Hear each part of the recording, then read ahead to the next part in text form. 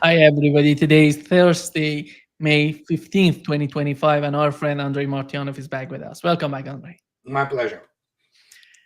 Andrei, what's going on in Istanbul right now? Donald Trump somehow expected Vladimir Putin to be there, and Zelensky was there in Ankara, talk with Erdogan. But it seems that Russia has decided to send a delegation there to talk to see what would be uh, the atmosphere of the talks. How do you see the way that Russia is dealing with this sort of pressure? We saw they were just playing a game with Russia. Donald Trump, Zelensky, Europeans. How did you find it? Oh, nothing interesting there. I mean, it was expected. A Russian message is in the basically the crew which has been sent. Mr. Medinsky, those who don't know, he used to be the culture minister. He was there at the 2022 Istanbul talks when Bojo, on behalf of Biden administration, sabotaged them. But Russians are not idiots. I mean, anybody who comes and begins to spew the BS essentially that, yeah, Kremlin is naive. Well, you saw yourself how naive, quote unquote, Kremlin is. And so, yeah, they sent Mr. Medinsky, who obviously will act upon the instructions, but who himself has no qualifications whatsoever to conduct any kind of the serious negotiations. And they sent there two former and current chiefs of the general main, what is called main directorate, used to be the famous GRU. So that explains to you. And Mr. Peskov, speaking to CNN, spokesperson for Kremlin, he answered when they asked, and it was just a couple of hours ago, is Putin going to be in any form, shape, so to speak, there? He said, absolutely not. You know what? There is this clown there in Trump administration. Not that there are not enough clowns around him. Mr. Gorka, he's a fanatical Russophobe, and he is not really mentally adequate person, utterly incompetent militarily, and but he says that the meeting is imminent. Okay, whatever. Trump, Rubio, whatever. But the point is, it's not United States and NATO which play the game with Russia. It's actually other way around. But you have to understand, the people who spin this, they are journalists. Journalism is not a profession. It's not craft.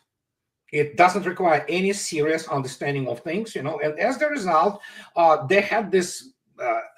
I only want to put forward this incredible meme. It's not meme really. From the Airplane, first comedy by Zucker and brothers Zucker and Jim Abrams.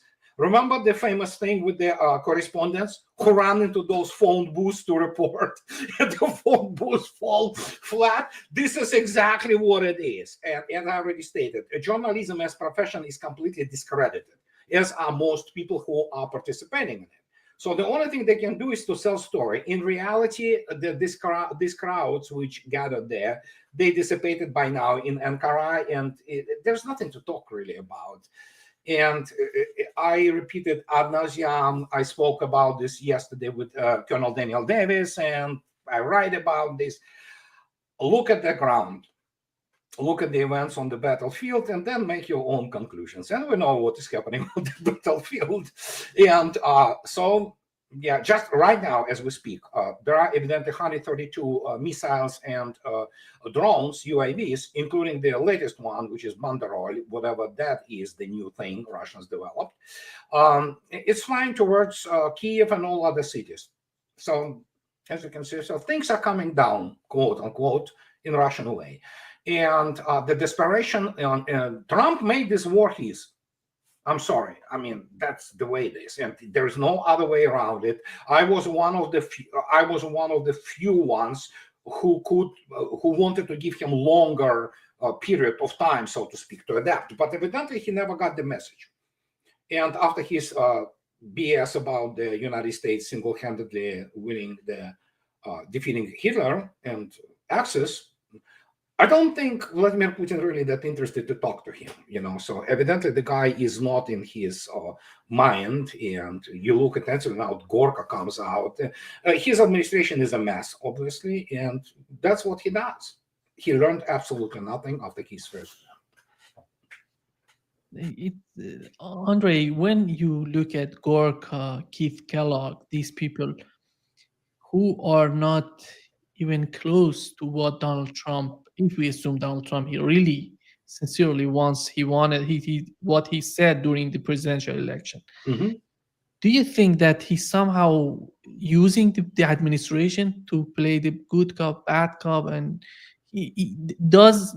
Do you find this guy that much complicated to do this? Well, he doesn't have skills. For example, the so-called the book, the Art of the Deals, supposedly. Yeah, I don't think so. I don't think he wrote it.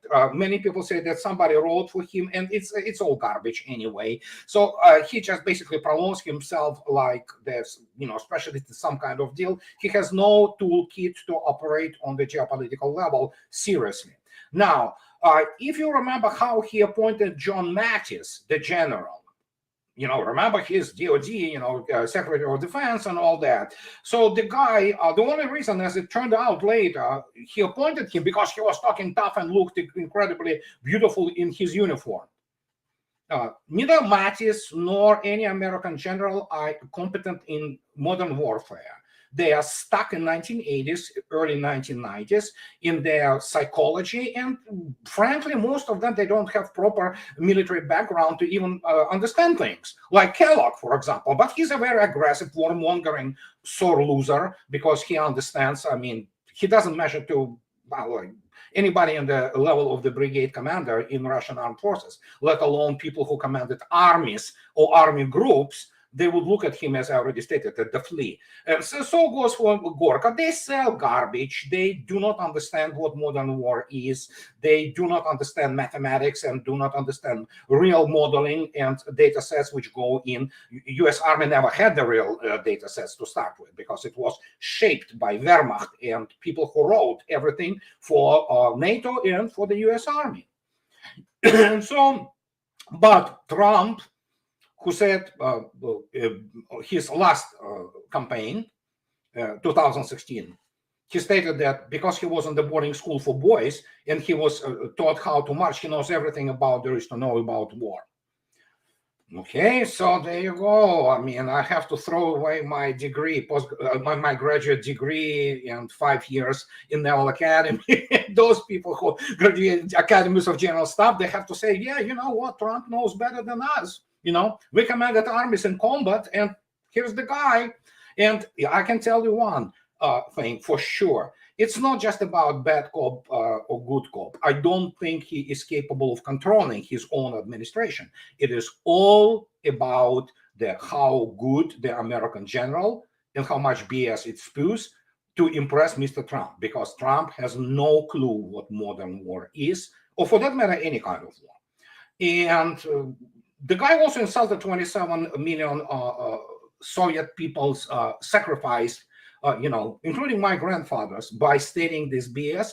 And Vladimir Putin, who he hails from Leningrad, which survived the siege. His actually brother died there, and so yeah, I don't think he has any inclinations of speaking seriously on any matter to Donald Trump. And considering the fact that we have now essentially desperation and panic among NATO, the aim was achieved. But then again, you have to understand the combined West lives in the alternative universe world, which is shaped by the spin. And those minority of people, there's still a large minority who really follow the events and I understand what is going on. They clearly understood what just have happened. They're essentially, they're not Ukraine. Ukraine decides nothing. The Europe and NATO in general, with the United States, have been set back to their essentially March 2022.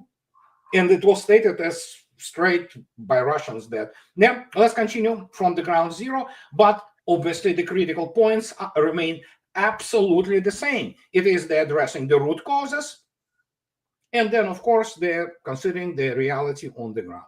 Simple as that. Zelensky today said that Crimea is Ukraine. Andre, when he talks this way, it seems to me that he's so somehow delusional, because if you look at Ukrainian army today, it seems someone that is in coma. And Yeah. but his brother is saying that he's going to be in the national team and he's going to play in the national team. They don't see, there is no connection between what's going on the battlefield, the reality of today's Ukraine, today's army of Ukraine, and what they're advocating for. It's not just Zelensky, it's all about Europeans as well. Yeah. I will repeat again, and this one we know, we've been through this before. European political elites are degenerates, practically all of them. We are looking at the degeneracy which have been essentially in progress for last several decades, when you had people who still remember the World War II, and they have been cautious, especially on the German side. You know, they kind of like Helmut Schmidt, they knew what they had to do. You don't have those people. Look at them. You have a Teller boy, Macron, who is married to who knows what. You have this Merz guy, scratch Merz, and you will get the, the Wehrmacht and SS officers. It's just like that. I mean, and look at them. Look at Starmer. He's a what? Lonely lawyer. Those people have no clue what they're dealing with. They have no clue about real economy, real warfare. They don't understand Russia. They never did. And as the result, and then of course we have all kinds of the deviances ranging from the sexual to mental to all kinds of things. This is what Europe is today. And I understand many Europeans will say, no, we're not like that. I know. I repeat it non-stop. Don't take, on your account personally, so to speak. I do not try to do the broad brush, painting it over. No, there are still normal people in Europe. And there's a significant minority, but majority of Europeans, they hate Russia. They hate Russians, they covet Russian resources, and they are desperate because the whole system, starting from the, all this Club of Rome and the Treaty of the Steel and Coal, it was about, unifying Europe for the new, actually, when you look at the background of this, returning Europe back to what it was prior to the World War II, and in future essentially getting into the new crusade against Russians, because Europe actually is poor like a pauper. There are no modern, serious, important resources which it can develop, which is critical for the modern economy, always was, since the time of the industrialization. But at that time, indeed, was, remember, the Treaty of the Coal and Steel. They did understand then that what you need really for the real economy. Today, the only thing they can do is the, financial legerdemain. Yeah, so that is why I laugh when all kinds of the fanboys of Rothschild family say, "Oh, but also City of London has the money." City of London can be flattened within 5 minutes by a couple of Oreshnik, and that will be it. And there will be no radiation or anything. But guess what? That will be it. There will be, but you look at the UK today, you look at them, they are on the way to the third world. So is Germany. It will become poor. It's not the question if, it's the matter of how dynamically it will become poor. Well, it's already in progress. We can see it in the real time, how they are becoming poorer. The only thing they know, those people, are brainwashed idiots like the Grüne, or the Green Movement as a whole, which essentially killed European economy, and the financial guys. You do not have captains of industry anymore. They cannot produce freaking normal tank. They can produce nothing. The only thing what French have is obviously the nuclear deterrent, and what they have obviously is the consortium. Airbus is not just French thing. I mean, they have the headquarters in Toulouse. They have their main assembly lines for the A320 in Toulouse, or whatever, the A321, A320neo, and all that. A380 is integration facility is in Hamburg, I believe, in Germany. You have Spain, you have other people, just participating, making the parts for the wing, for the fuselage, avionics, and things of this nature. So when you look at this, it's European consortium. Remove that. What do they have? Siemens? Oh gosh, that's funny. Siemens already showed us how to lose the market in Russia. Russians said, well, screw you. I mean, get the hell out. And guess what? Russians substituted everything with their own. And so that's what happens. They never understood what was going on. And yesterday, Vladimir Putin absolutely stated, we are not accepting anymore, you know what, basically saying that we are sorry. No, saying sorry is not getting you back into Russian market. You want to get into Russian market, pay. So goes if those people like Alternative for Germany, the only normal mainstream party. They call it extremist, but it's not extremist. It's actually normal German conservative, real conservative party, not unlike this, fanatics from CDU or let alone leftists. And they say, yeah, we need to restore immediately, this gas. But even them, they have to understand Russians are not getting you anymore the energy you had before. You're going to be paying the market price. There is no benefit for Russia of having Germany now as a partner. This is like, they don't understand it. And again, I sympathize with AfD. I understand that they try to preserve Germany as a normal state, but I doubt they will succeed because majority of Germans don't want that. Andrei, how long does it take for Europe? It seems that the case of building their military is so much popular right now among the European leaders. How long does it take for them to build up their military with the current situation they're in right now? I doubt they can do it. In order for you to build your military, you have to have resources. You have to have cheap energy.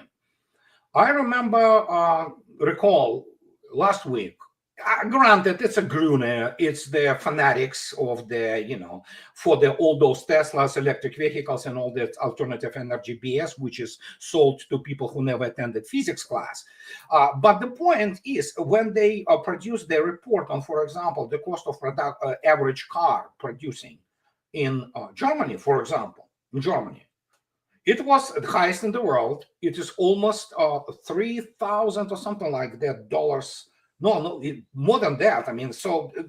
It's by order of magnitude actually more than it's somewhere else. And when you look at the cost of electricity, which is critical, of course, for all kinds of the chemical and other processes to produce everything from the processing of fuel, let alone metallurgy, which is enormously energy consuming industry.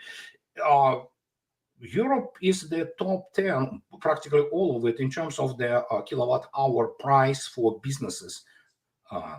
And it's horrendous. So if they think that they can build it, yeah, they can build a tank or two, and they will cost the gold, weight in their own weight in gold.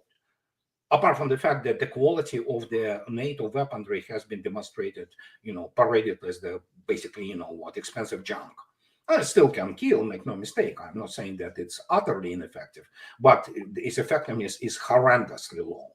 It's just absolutely unacceptable for the modern battlefield. And as the result, and especially considering the complete emasculation of Europe, and Europe has been emasculated, you have the rampant sexual deviancy among men. Cuckolding is just basically part of their culture. We have pedophilia developing there. If you think that these are good armies and you can recruit people to fight real modern war of scale, well, I have a bridge to sell to those people who believe that. So as the result, they will try to whip them up into the fanaticism, which is easy for Europeans. They will hate Russia and they will say, yeah, the resources are there. Go get them. And after that, Europe will cease to exist. Simple as that. So they will not be able to create any kind of the combat-ready force which can fight and win in Eastern Europe. And Russians don't care. Russians don't avoid Europe. Andrei, do you think that Germany under the new chancellor would be more aggressive toward Russia? Oh, yeah, absolutely. Germans, majority of Germans, especially Germans from the West Germany, they will never forgive Russia. Anybody who says that they learned lessons, no, they not. As I already stated, scratch them. Scratch Olaf Scholz, Annalena Baerbock, von der Leyen, Scratch Merz, and all those people. You have there actually what? Wehrmacht soldiers, OSS soldiers. And what do you expect? This is a nation which was defeated utterly by the Red Army. And as the result, they need to cope with this, and they never coped properly. The generation which essentially remembered that, they created all those fairy tales about, the World War II, which, by the way, they implanted really well into the US Army. As I already stated, it was essentially shaped by Wehrmacht. And as the result, what do you have? You have people who hate Russians. And Europe, majority of Europe, I don't know again how large, but just to give you an example. In 2017, Sputnik Globe did the polling of people in Germany, United Kingdom, and France. 2017, 8 years ago. And they asked, I have this poll, you can easily find it on my blog, and they asked, how many of you consider Russians to be Europeans? French, 3/4 of French state Russians are not Europeans. Slightly less were British who said Russians are not Europeans, about half and half at that time on Germany. So yeah, today those numbers are even higher, and among those numbers, majority consider Russians Untermenschen. They view Russians from the racial European point of view, that they are subhumans. It was always there, and it remains there. It will remain there. But for the first time, today you have this psycho four-wheel drive idiot from Lithuania. She said that, oh no, don't be afraid of nuclear weapons of Russia. Nuclear weapons are not big deal. Well, you have cretins basically who are fanatics. Europe wanted it, got it, let it enjoy. They will become, well, they are on the way. France certainly is. Germany certainly is. United Kingdom is already there. Third world crap holes. By the way, the address to your website is right below your name. Anybody who's interested in that, they can reach to Andrei's blog. Andrei, right now in Russia, I assume that many people are somehow, some people are interested in putting an end to the conflict militarily. There are people who are arguing they can somehow talk specifically with the Trump administration. How do you see the situation in Russia overall? How do you find it politically? What do they want to do? The only people who think about it are this fringe minority of Russian uber-liberals, who also are represented by some fringe media. It's, well, generally Russian media are, well, almost the same as the Western media. It's a combination of whores, so not all of them, but some are. Yes, this is the type of people who think about it. They mean absolutely nothing in terms of their influencing on the political process of the political decisions in Russia, thankfully. And of course, their view of Russian people.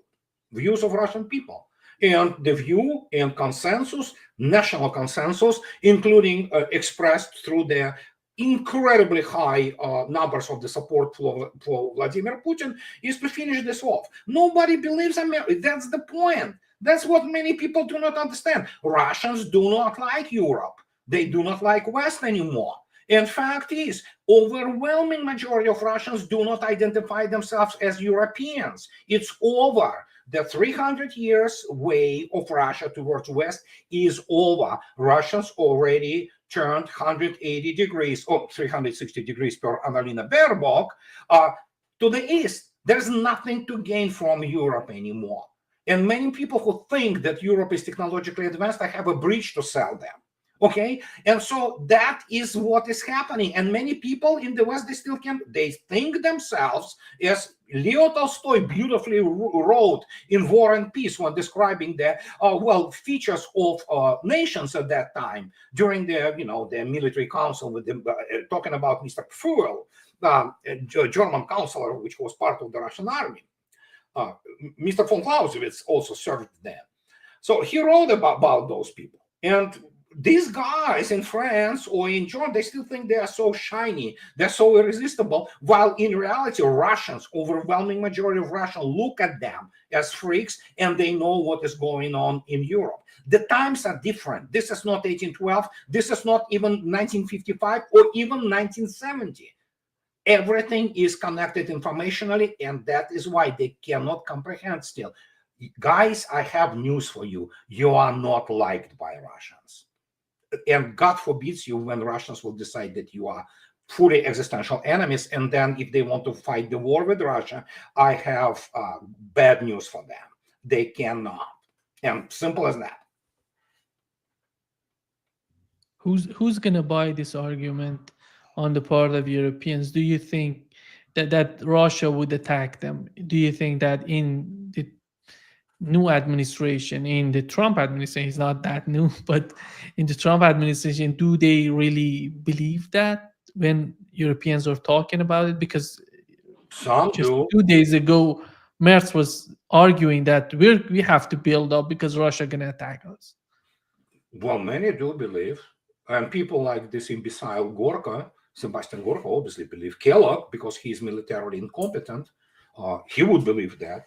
They do not understand the structure of the armed Do forces. they have any sort of evidence for that, or just Oh no, they are always listen. Okay, let's be very. The whole military history of NATO and West is basically, well, not the whole, but most of it is the confabulation. Okay, and they were doing this, especially when you look attentively that United States, Gehlen org, the famous, Gestapo and all those people from SD who United States and the West imported. They manipulated those people into believing this crap. Okay, and just to give you an example. This is example. This shows you the level. James Angleton, at some point of time in 1960s and I believe early 70s, but 60s, he was the chief of the counterintelligence of the CIA. Guess what? He got himself a great turncoat from Russia, real deal. Unlike this Bizmenov guy who is just fake as they come. No, he got himself Colonel Golitsyn.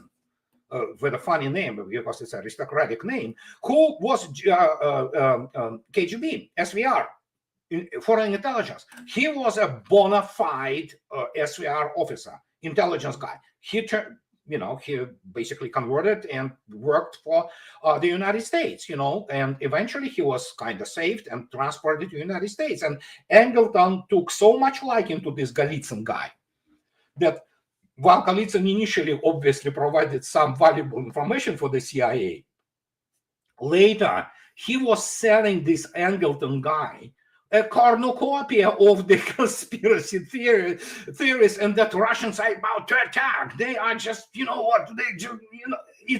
and Angleton bought it to the point that in CIA people started to say, hey, you have Rasputin literally, singing into your ear. And he sells you BS of the unimaginable quantities. Same happened not only with Golitsyn, same happened with much larger contingent of the Gestapo, SD, and other, German Nazi officers, including Gehlen organization. BND is essentially offspring of Gehlen, what is called. And they were selling this crap to the people, including through the Garmisch School of the Intelligence. I know people who went through it, and they had Russian white immigration then, and I disagree with Scott. They didn't like Russia. Many people there who Russians, white Russians, the former Tsarist officers, they hated Russian guys. They couldn't forgive them that they got, all their privileges as the, privileged class and have been lost because of those damn Bolsheviks. And so they sold this garbage to United States and NATO, and those morons believed it.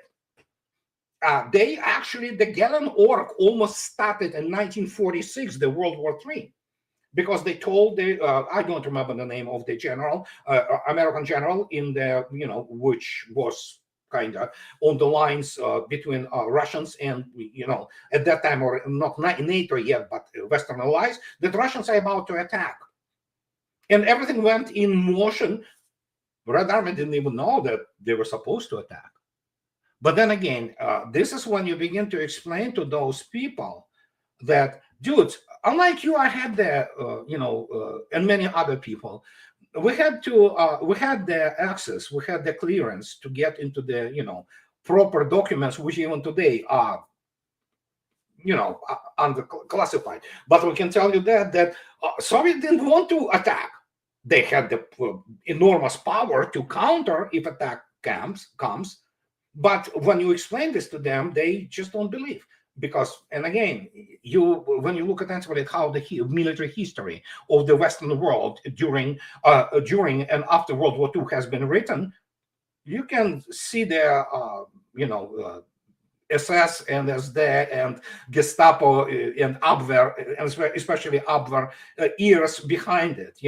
Said they bought this BS, and as a result, in a medium term, they basically sentenced themselves to this situation which we're in now. But what they do not understand, Russians are beginning to live better than the Germans or French, and they will be living even better. Why the hell Russians need this, as Dostoevsky called it, the cemetery under the open sky of the, only to save the Louvre treasures when France will begin to disintegrate, and which it will.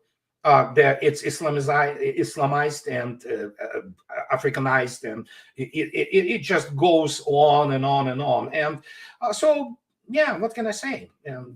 Europeans wanted it; they got it. Andre, do you see that even though Russia let Ukraine, if we assume that they're gonna get a settlement in Ukraine, Russia would say, and if you want to join the European Union, you're free to do that. Do you feel that Hungary and these countries who are somehow concerned about Ukraine, they're gonna let Ukraine in? No, Hungary and Ukraine right now, right this very moment, they have huge issues with Hungarian counterintelligence unearthing the conspiracy on part of Ukrainians, which they're trying to not just spy. Everybody spies. No. They try to penetrate the political structures to control the Hungary politically.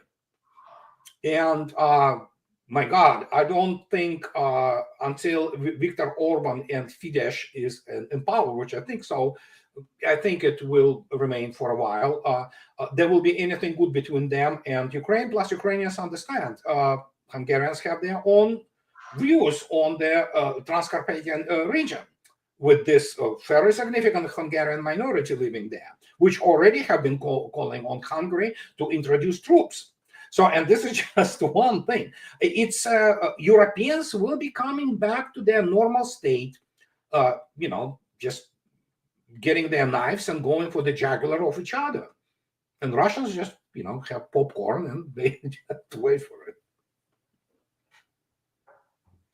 Do you see Poland playing? We saw that Poland, Germany, France, and the United Kingdom are getting together to.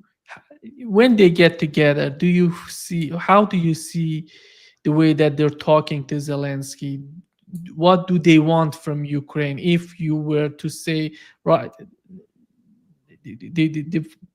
the decision on their part, what would be that sort of suggestion on their part to Zelensky? What do they want from? Well, they want continuation of the conflict. It's just that because of the military incompetence of the European NATO militaries, and they are incompetent, they thought that, they can bleed Russia, to create the whatever. For some reason, they think that Afghanistan was that big of a deal for Russians. It was a big deal, but it wasn't the thing which brought the Soviet Union down. But they believe all those, as I already stated, they believe all those things. They believe all those fairy tales they created for themselves. They created, and how great they are, and bought it. And so they want to continue their conflict because while it continues, at least this utterly corrupt European political elites, they think that they can remain in power. Russians know this. So they do everything with what they want. Russians accommodate them. But the problem for them, they thought that Putin's regime will collapse. What happened absolutely opposite thing. And this is because they are incompetent. And as I already stated, I will repeat it ad nauseam. Western military education is a joke. It is a joke. The officer corps of the NATO is a joke. And so when you have, let alone the general level, generals and admirals who consult them, they had no clue what they were consulting them about. So they were convinced, again, in 2022, well, they were convinced earlier than that they can actually, push Ukraine and Russian conflict. Ukraine will bleed the Russians, and after those horrendous sanctions, Putin regime will fall. It's British have this wonderful saying that the proof is in the pudding. Okay, when you have people who literally take any banker from Europe or from the United States, take any economist, most of them, they have no clue what they're dealing with. They literally are morons. Take any professor in the international studies from the Ivy League, Princeton, Harvard, Stanford. Look at Michael McFaul. This imbecile passed for the Russian scholar. He knows nothing about Russian. He knows nothing about Russian history. Most of the people in the West Point, let alone in the U.S. Army or U.S. Air Force, U.S. Naval War College, they have no clue about Russia. They have people who look at the Sarah Page. She's as stupid as they come, and she's like PhDs all over the place. We are in the reality what the H.L. Mencken beautifully described in the 1920s. You have the collection of the PhD morons with the PhD. And as he predicted, and now, in accordance to the nation's heart's desires, we have a moron who, basically lives in the White House. And these are the people who run they run the United States almost into the ground. And look at Europe. Again, Europe is not recoverable. There is nothing to recover on. Unlike United States, which has resources, and it still has a large population, which is more or less homogeneous, and they have the common, Americans generally are different, from Europeans. And but Europe, no, it's over. Simple as that. And now they are desperate. Can they go for their provocation some large? The problem is, as I repeat again, nonstop, a provocation with what? Let them collect like about 40,000, the core between these amateurs from UK, France, and whatever, Germany. How do they even deliver it to Eastern Europe? On what?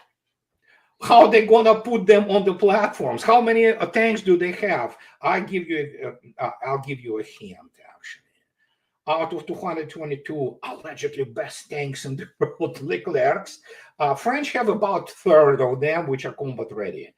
So UK doesn't have actual tanks which can sustain any kind of the serious battle at all. I mean, the Challenger turned out to be a complete fraud. They, of course, British say, no, we didn't put the Chobham armor. Doesn't matter what kind of armor you put it, you will be killed. And the same goes for, remember what happened with Leopards? All those latest versions, the best tank in the world. Boy, did they burn very well. So imagine, what do they get this thing? You have to assemble, you have to have these are practical things. These are practical, tactical, and operational things. But of course, you cannot explain this to the moron like Macron and those people who only know their only skill in life is to BS and stay elected. But when you come to any French general or any German general, say, you need to have the assembly area. Okay, what is the assembly area of the average brigade, which, by the way, for example, UK doesn't even have brigade. And so what is the, a brigade combat team which you want to assemble before you go and attack Russians, okay? Well, it's about 2 by 2 miles, so you spread them. Okay, before you go into the columns and just move and deploy. Well, yeah, Russians, unlike you, have their excellent space-based ISR. They will get their targeting just pretty much the moment you start moving. What's going to happen? Well, Mr. Oreshnik will fly in, and the brigade will be gone. Including with its equipment and everything. So how do you want to fight it? You want to what? Fly those what? Whole 62 Rafales of the French. I mean, this is ridiculous. They don't have resources. Numbers are not there. Mathematics is not there. But because obviously those people are all primarily humanities, dumbed down, all kinds of things. They cannot even calculate properly. They do not understand what they're dealing with. For example, neither does Kellogg. Kellogg has no clue about what he's dealing with. Nobody in the Institute for the Study of War have clue, including General Keane, General Petraeus, who never really fought any real war. They never won anything. They lost everything. And so you have these people who are going out because their egos larger than cathedrals. They think that they are specialists. They are not. They are amateurs for the modern warfare. Staffs, joint chiefs of staff is not designed to find the war. American commands, Eurocom, things like that. They are not designed to fight real war. They don't know how to.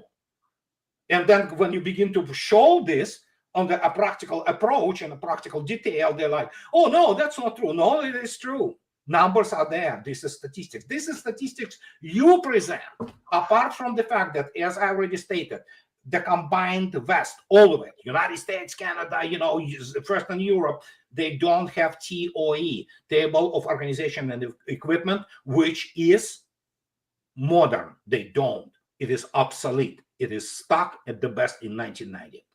Simple as that. If they want to die, Russians say, be my friend. Be my guest. Andrei, did you see the article in the New York Times reporting on the fight between the United States and Yemen? They said that F-16 and F-35 were shot down by... No, they were not shot down, but they somehow they said almost shot down by the air defense system of Yemen. How is that possible for Yemen to shoot these? Well, they shoot, they shoot Reapers really well, MQ-9s. I mean, every week they just down one after another, and they operate ancient Soviet air defense complexes. And something maybe what Iran provided them, but those are ancient. Those are not modern. Very simple. This whole stealth mythology, which is complete BS. I mean, you have to obviously reduce the physical field of any type of the equipment, be them aircraft, so on. But they are, especially modern signal processing, they see all those stealths just fine. So, and as the result, the only thing which probably they were doing evasive maneuvers, but that means merely they see them, they detect them, they track them, and they have some kind of the firing solution being developed. Okay, the rest of it I don't know details. I don't want to speculate, but it doesn't matter. Who said that F-35 is a good plane? It's a lame duck, So it's very expensive though. It's got healthy plane. Well, Germans at some point of time, a few years back, they were shocked when they were starting seeing this F-35 everywhere on their radar, and they just published the thing, and somebody wanted, I believe the guy was killed actually, that he wanted to disclose that, hey, it's not stealth, it's crap actually. They cannot fly in rain. And so it's everything have been exposed for what it is. It is junk. It is all Hollywood. It is literally everything is a legit domain. It is so, and that is why. And again, there are occasions in which IDF will never, Israeli Air Force will not admit how Syrians, at that time Assad Syrians, they shot down this F-35 by something. As they said, that F-35 encountered birds. Okay, sure. Andrei, before wrapping up this session, do you think that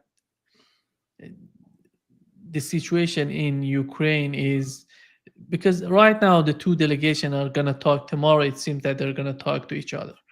And Donald Trump, for more than 3 months, he was just somehow talking with Zelensky, talking with Europeans, and I don't know what he was doing because he's not that much clear about the process that they're doing, the sort of activities that they're doing.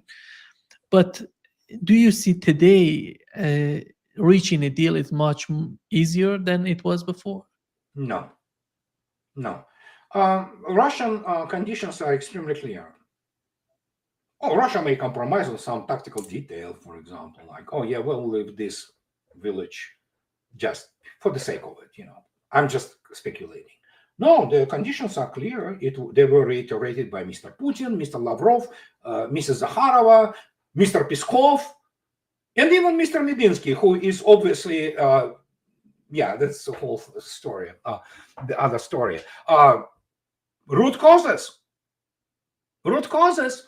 How about addressing root causes? And this question, obviously, which Ukraine cannot solve because Ukraine is merely a tool. Yeah, the United States started this war. NATO started this war. And that's as much clear. And when Trump needs, he is narcissist. He is all about, projecting BS. And so he needs some kind of deal. I'm peacemaker. He wants probably Nobel Prize. But yeah, sure. Yeah, go right ahead. Try. Russians know the game. I mean, you see, that's the problem. Intellectual level, evidently, of Kremlin and White House, they are on a different planes, And I mean it. I mean, it's not the supposition. It's the direct talk. Mr. Trump simply looks like uneducated hack, compared to Vladimir Putin, who is professional intelligence officer and excellent lawyer, by the way, in his own right. And so goes for the pretty much all of the Russian military and things like that. Many people don't understand. Russian generals are academicians. Most of them went through at least 8 to 9 years of academic preparation through their academies, military academies, then what is called, well, it's not war colleges, they are real academies, 2 year, 1.5 to 2 year academies, and then 2 years of the Academy of the General Staff.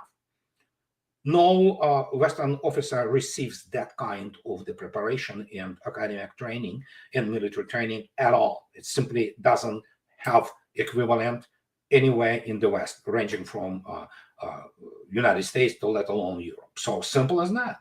And as the result, they still cannot figure out that those people are actually also highly cultured people. If you look at Mr. Gerasimov, chief of the general staff, good Lord, I mean, it's funny. There is no comparison to, especially with some guy who, like Kellogg, went through the ROTC, and he's going to be talking to the guy who has a PhD in military science and one of the greatest military thinkers and combat officers in the 21st century. You understand, the weight categories simply do not match here. And as the result, they cannot admit to themselves that we are weak. Trump certainly can't. He believes his own BS. So, and he had lucid thoughts, though, but they do not understand correlation of forces and means. It is not properly taught in all those military academies and the general staff and war colleges. They do not understand how it works. And the reason they do not understand how it works because they are living in the fairy tale world which was provided by the German view on the war starting after the post-World War II. And that means they have no clue about the real data sets, correlation of forces starting from the World War II and down to the modern, modern battlefield today. And those who understood it, there are some people who understood, especially on the level of those, colonels who do their, operational planning in, for the Pentagon. When they begin to look at the combat effectiveness and comparisons of those forces, they are terrified. United States is simply not capable. U.S. Army, is simply not capable to conduct this type of operation. There's nothing there to conduct them. And I wrote 4 books on that. Andrei, when I put myself in the shoes of Russians and their position, They're talking about deep causes of this conflict in Ukraine, but you see the Trump administration, European, is all on the surface. They don't want to get there, Andre. Of And course, if they don't get there, Russia would not accept a new Minsk agreement. no, there will be no new Minsk agreement. Again, listen, I looked up today's statistics. It's back to usual. About 1,400 plus killed on the Ukrainian side. Bunch of the drones shut down, in hundreds actually, and the equipment has been wiped out. And it is all about the militarization of NATO.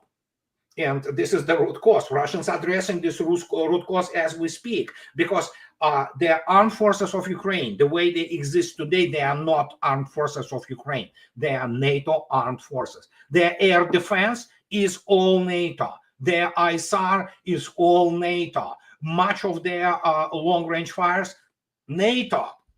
You know, those HIMARS and all that. I mean, it's a NATO army. It always was. And they cannot accept the fact that NATO army was demolished. And again, NATO generals are not good. They suck. United Kingdom, in terms of military planning, is a joke. It's a butt of the joke. Russians openly mock them, you know. So, and what can I say? Those idiots believe that they could actually defeat Russia in 2023 with this counteroffensive. That tells you about extremely low professional level of the military people in NATO. They are amateurs compared to the Russian armed forces. Not to speak about the fact that they don't have the technology at their disposal which can decide the issue. When you have the deficiencies as the operational level officer or the commander, in the field commander, which command units or formations from brigade up to division to corps, let alone army and army group.